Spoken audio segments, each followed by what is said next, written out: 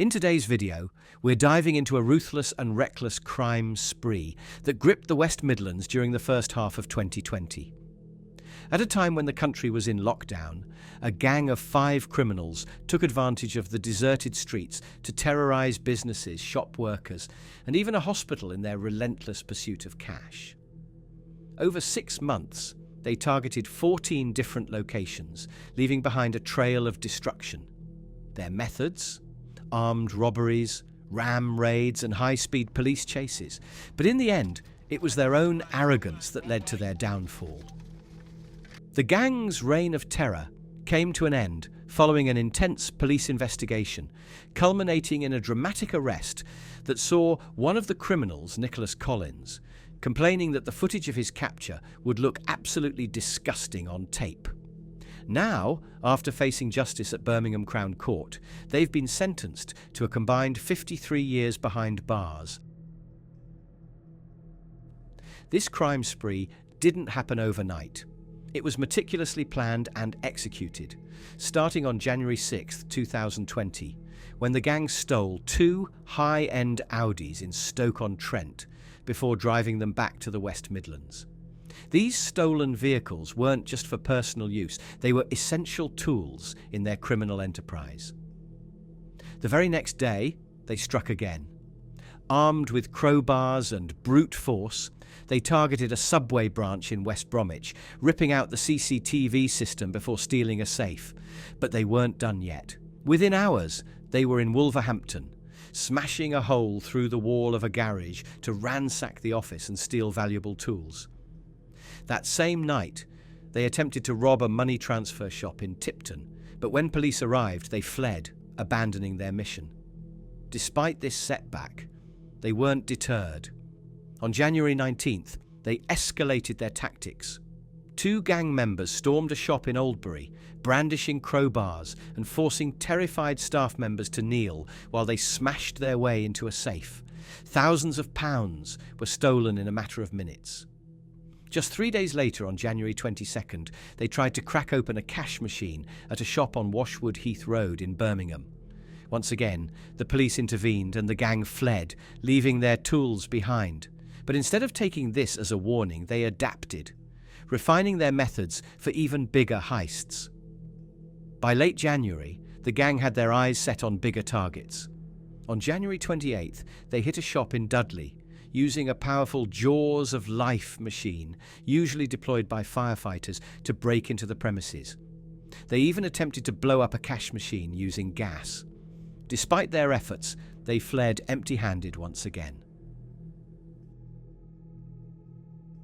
By early 2020, the gang had refined their tactics, becoming more daring and violent. On January 30th, they took their crime spree to a shocking new level, breaking into Cannock Hospital in an attempt to steal money from a cash machine. The heist failed, but their reckless escape was more alarming. As police tried to intercept them, they rammed their van into officers, showing a blatant disregard for law enforcement and public safety. The gang's brazenness only escalated from there. On February 1st, they executed a ram raid on a shop in Walsall Wood, completely destroying the storefront. Their objective was clear: steal the cash machine inside. Using heavy-duty straps, they attempted to drag the ATM through the wreckage. But when the straps became snagged on the twisted metal of the shop's entrance, they were forced to abandon the job. Not long after, on March 6th, they struck again in Wolverhampton. This time, they attempted to rip out another cash machine using the same method, but their poorly secured straps snapped under the weight of the ATM, foiling yet another robbery attempt. Each failed attempt only seemed to make them more determined, leading them to take greater risks. By April 25th, their recklessness reached new heights. Mark Lake, at the wheel of a van loaded with stolen goods, was pursued by police. In a desperate bid to escape, he performed a U-turn and sped the wrong way up the M6 slip road at Junction 7. Dashcam footage captured the chaos as he weaved through oncoming traffic, endangering countless lives. He eventually abandoned the van and fled on foot, but police soon discovered that the vehicle had been modified, Scaffolding and straps had been welded to its chassis to facilitate cash machine thefts. Despite mounting police pressure, the gang showed no signs of slowing down. Their operations continued well into June, culminating in a series of increasingly desperate robberies. It was only a matter of time before their reckless rampage came to an end. Right, wrong way. Go backwards. Go with him. Oh, it's wrong way, junction 7. Undeterred by mounting police pressure, the gang continued their crime spree into June. On June 4th, they stormed a store in Brierley Hill, ripping panic alarms from terrified staff before making off with tills. Their final robbery came just days later, on June 7th, when they targeted a shop in Halzoen. Armed with hammers and crowbars, they forced staff and an elderly customer into a rear office before smashing open tills.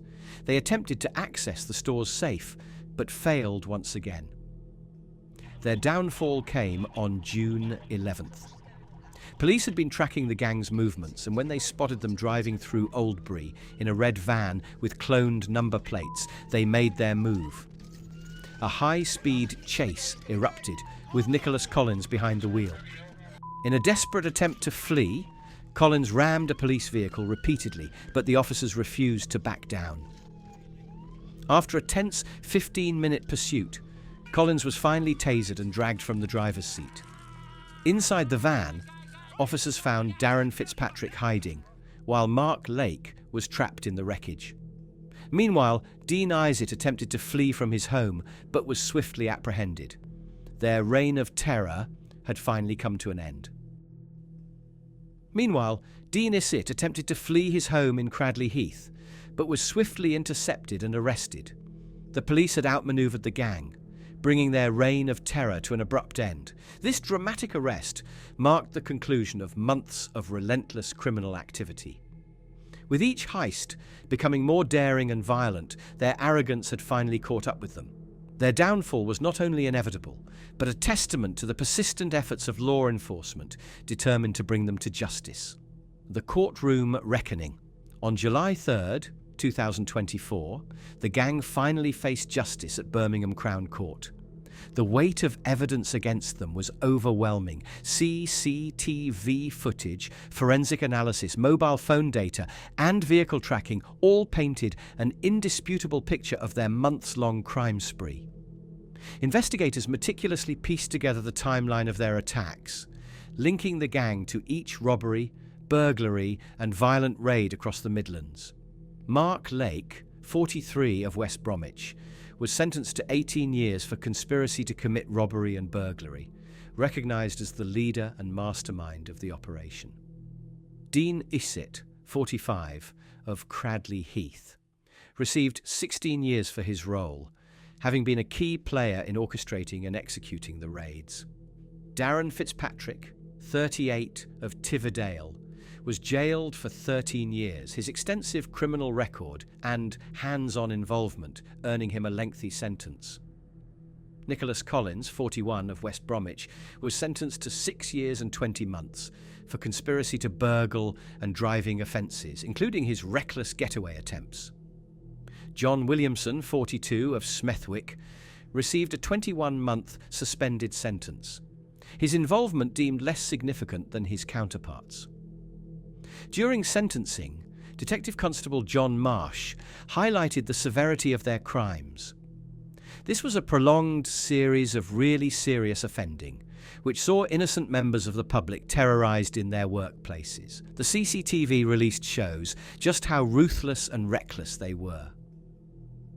The court heard impact statements from business owners and employees whose lives had been shaken by the gang's actions. Many described the psychological toll, the fear of going to work, and the financial devastation left in the gang's wake. Ultimately, their sentences reflected not only the scale of their crimes, but the fear and destruction they inflicted. Justice had finally caught up with them. Conclusion. The West Midlands gang's reign of terror may be over, but their actions highlight the ongoing threat posed by organised crime groups. Ruthless operators who have little regard for the safety of innocent people. While the justice system has played its role, the scars left on victims, businesses and communities will take much longer to heal. This case serves as a stark reminder of the importance of vigilance, strong policing, and the continued fight against violent crime. Criminals like these thrive on fear, targeting businesses, workers, and the public with increasing brazenness. Their belief that they can outmaneuver the law is what fuels their audacity. But as this case proves, no criminal is untouchable. For now, these 5 men are behind bars, paying the price for their arrogance and reckless disregard for the law. But their story is just one of many. As long as crime networks remain profitable and desperation drives people into this dangerous world, similar stories will continue to unfold. The question remains, how do we stop the next gang before they start?